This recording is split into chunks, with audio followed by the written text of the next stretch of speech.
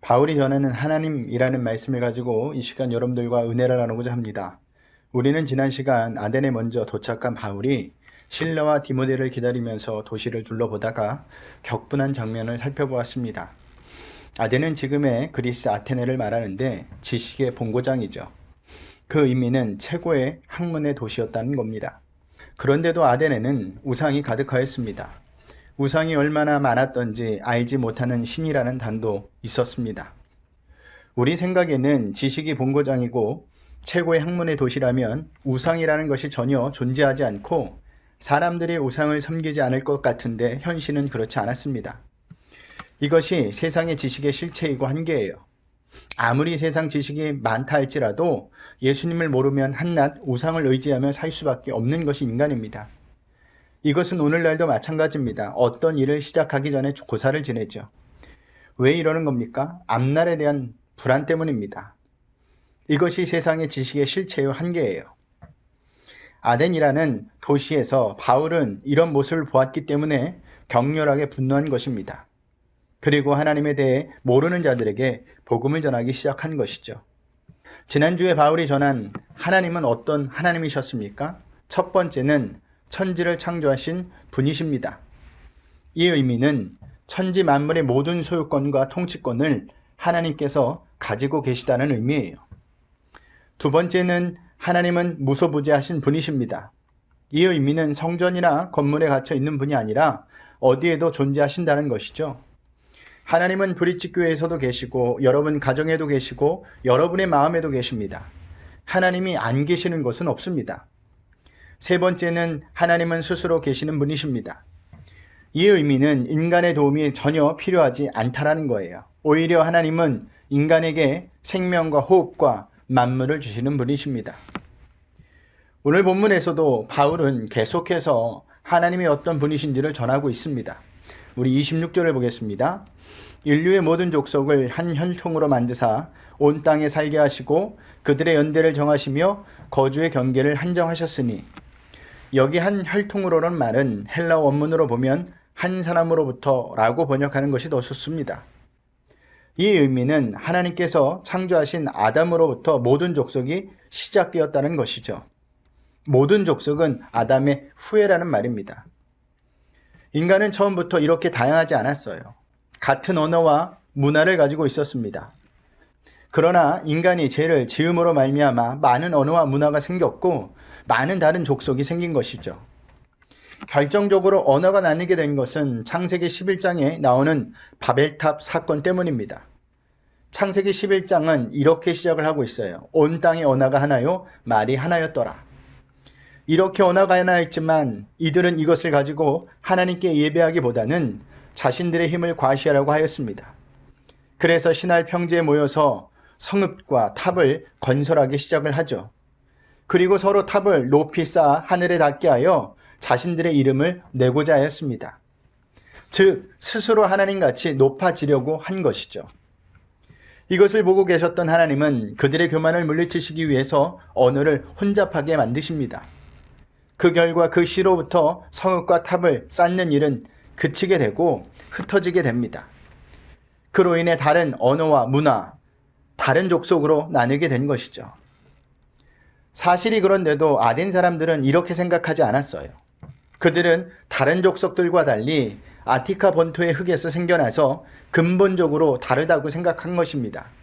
즉, 그들만의 우월의식이 있었던 것이죠. 이런 우월의식을 갖고 있던 아덴 사람들에게 모든 족속이 한 혈통으로 시작되었다는 바울의 설교는 충격으로 다가왔을 겁니다. 여지까지 자신들은 다른 족속들과 다른 특별한 존재라고 생각했었는데 사실은 그게 아니라니까 충격인 것입니다. 그런데 왜 바울이 이렇게 선포하고 있는 것입니까? 세 가지 측면으로 살펴볼 수가 있습니다. 첫 번째는 인류의 모든 족속이 아담 한 사람의 후예이므로 이 세상 어느 곳에 사는 어느 족속이든 예외 없이 아담을 창조하신 하나님의 피조물이라는 의미예요. 두 번째는 인류의 모든 족속이 하나님께 범죄한 아담 한 사람의 후예이므로 어느 족속 가릴 것 없이 살인과 강도와 같은 범죄를 저지르지 않았다 할지라도 하나님 앞에서 모두 본질적으로 죄인이라는 의미입니다. 세 번째는 아담 한 사람으로 말미암아 인류의 모든 족속이 죽을 수밖에 없는 죄인이 되었으므로 새로운 아담이신 예수님의 보혈의 생명을 얻고 영원한 구원을 얻을 수 있다는 의미입니다. 그러니까 바울은 아덴 사람들에게 죽을 수밖에 없는 인간은 하나님께서 보내신 예수님의 십자가 보혈이 아니고서는 구원을 받을 수 없다는 것을 선포한 거예요. 맞습니다. 인간은 죽을 수밖에 없는 존재인데 하나님께서 당신의 독생자 예수님을 보내주셔서 우리 대신 죄값을 치르시기 위해서 십자가에 못 박혀 죽게 하셨습니다. 그 십자가의 보혈 때문에 우리가 구원받은 거예요. 우리는 신앙생활을 하면서 이 진리를 잊지 말아야 합니다. 그것이 신앙생활을 잘하는 것입니다. 또한 바울은 26절에서 하나님께서 연대를 정하시며 거주의 경계를 한정하셨다고 합니다. 여기 연대로 번역된 헬라어 카이로스는 하나님의 섭리에 의해 이루어지는 결정적인 시간을 의미합니다. 즉 하나님의 시간이라는 거죠. 그러므로 하나님께서 각 족속의 연대를 정하셨다는 것과 거주의 경계를 한정하셨다는 의미는 이 세상 모든 족속의 생사는 하나님의 계획과 섭리에 의해 이루어진다는 뜻입니다. 한마디로 쉽게 말한다면 역사의 주관자는 하나님이시라는 겁니다. 하지만 창조론을 부정하는 자들은 하나님이 없다고 해요. 그래서 그들은 이 세상에서 일어나는 모든 일들은 그저 우연히 일어난 것뿐이라고 주장합니다.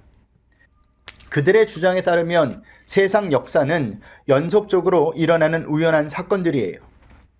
그러나 오늘 본문에서 바울은 너무나도 분명하게 하나님께서 역사의 주관자라고 밝히고 있습니다. 그리고 이것은요, 성경에 일관된 내용입니다. 성경은 하나님께서 이 세상을 창조하셨을 뿐만 아니라 친히 당신의 뜻대로 통치하신다고 분명히 가르치고 있습니다. 신명기 32장 8절을 보겠습니다. 지극히 높으신 자가 민족들에게 기업을 주실 때, 인종을 나누실 때 이스라엘 자손의 수요대로 백성들의 경계를 정하셨도다. 시편 74편 17절을 보겠습니다. 주께서 땅의 경계를 정하시며 주께서 여름과 겨울을 만드셨나이다. 욥기서 12장 23절입니다. 민족들을 커지게도 하시고 다시 멸하기도 하시며 민족들을 널리 퍼지게도 하시고 다시 끌려가게도 하시며. 다니엘서 2장 21절입니다. 그는 때와 계절을 바꾸시며 왕들을 폐하시고 왕들을 세우시며 지혜자에게 지혜를 주시고 청명한 자에게 지식을 주시는도다. 이 세상에는 우연히 일어나는 일은 없습니다. 나라의 생성과 소멸, 개인의 출생과 죽음 등 역사 속에서 발생하는 모든 일들은 역사를 주관하시는 하나님의 섭리에 의한 결과입니다. 하나님은 이 세상의 주인이시고 우리의 주인이세요. 하나님은 역사의 주관자이시고 하나님만 이 세상을 당신의 뜻대로 통치해 나가십니다. 그러니 우리가 누구를 바라보고 의지하며 살아야 합니까? 당연히 하나님입니다. 저는 말하기를 올해도 여러분들이 역사의 주관자이신 하나님만을 바라보고 의지할 수 있는 한 해가 되시길 소원합니다. 27절을 보겠습니다. 이는 사람으로 혹 사람을 더듬어 찾아 발견하게 하려 하심이로되 그는 우리 각 사람에게 멀리 계시지 아니하도다. 바울은 하나님을 멀리 계시는 분이 아니라 우리 각 사람 가까이에 계시는 분이라고 합니다. 우리 하나님은 인간과 아무 상관이 없는 분이 아니세요. 그리스 로마 철학이나 다른 모든 철학은 하나님을 어떤 초월적 존재로만 생각합니다. 그래서 그들의 하나님은 거기 계신 하나님입니다. 그러나 우리 하나님은 거기 계신 하나님이 아니라 여기 계신 하나님이에요. 또한 하나님은 과거에만 존재하시는 분이 아니라 현재에도 존재하시며 미래에도 존재하시고 지금 나와 상관이 있는 분으로 존재하시는 하나님이십니다. 또한 하나님은 철학이 아닙니다. 하나님은 종교도 아니에요. 하나님은 어떤 관념도 아닙니다. 하나님은 실제입니다. 내가 이렇게 존재하고 밥을 먹고 이야기하고 일을 하며 살아가는 것처럼 하나님도 실제하는 분이라는 겁니다. 이렇게 실제하시는 하나님은 우리로 하여금 하나님을 더듬어 찾아 발견하도록 인도하시며 우리 가까이에 계시면서 우리와 동행하시며 사랑과 복을 주십니다. 그리고 우리 일거수일투족 머리털 하나까지도 다 세실 정도로 우리를 잘 아십니다. 그래서 우리는 그분께 기도하는 거예요. 그러면 그분은 우리의 기도를 들어주시고 가장 좋은 곳으로 응답해 주십니다. 그분이 우리가 지금 믿고 있는 하나님이세요. 바울은 하나님을 이렇게 설명하고 난 다음에 28절과 29절에서 하나님 앞에서 인간은 어떤 존재인지, 인간은 하나님과 어떤 관계를 가져야 하는지에 대해서 설명하고 있습니다. 먼저 28절을 보겠습니다. 우리가 그를 힘입어 살며 기동하며 존재하느니라. 너희 시인 중 어떤 사람들의 말과 같이 우리가 그의 소생이라 하니. 아멘. 인간은 하나님으로부터 창조되었기 때문에 하나님을 힘입어 살아야 합니다. 즉 하나님의 은혜로 살아가야 한다는 것이죠. 이것은 인간이 하나님을 알든지 모르든지 그를 인정하든지 하지 않든지 상관없이 인간은 모두 하나님의 은혜로 살아가야 한다는 의미예요. 만약 하나님의 은혜가 한순간이라도 인간에게서 떠나간다면 인간은 살 수 없습니다. 이 세상의 모든 것은 하나님의 은혜로 유지되고 보존이 됩니다. 하나님께서 매 순간 인간에게 산소를 주시기에 이렇게 살 수 있는 거예요. 시시때때로 이른 비와 늦은 비를 주시고 태양빛을 적절하게 공급하시기에 오늘 인간이 이 땅에서 살아갈 수 있는 겁니다. 이것을 볼 때 어느 한순간도 하나님의 은혜가 미치지 않은 때가 없습니다. 하지만 세상 사람들은 이것을 은혜로 생각할까요? 아니요, 은혜로 생각하지 않습니다. 오히려 당연한 것으로 생각하죠. 세상 사람들이 그렇게 생각한다 할지라도 성도는 그렇게 생각하면 안 됩니다. 그런데 현실은 성도 역시 당연한 것으로 생각하거나 아예 그 은혜를 잊고 산다는 거예요. 이것을 어떻게 알 수 있느냐? 삶을 보면 압니다. 삶을 보면 하나님께 감사하지 않아요. 오히려 더 많은 것을 주지 않느냐고 하나님께 불평불만을 쏟아냅니다. 만약 이 모든 것을 당연한 것으로 생각하지 않고 늘 인식하며 산다면 감사는 날마다 터져날 수밖에 없습니다. 하나님의 은혜를 아는 자만이 하나님께 감사하는 삶을 삽니다. 그렇다면 여러분은 하나님께 날마다 감사하며 살고 있습니까? 하나님의 은혜로 여러분이 살아가고 있음을 인식하고 있느냐 말입니다. 이렇게 살고 있지 않으면 우리는 성도가 아니에요. 성도는 하나님의 은혜에 날마다 감사하며 하나님께 영광을 돌리는 자여야 합니다. 29절을 보겠습니다.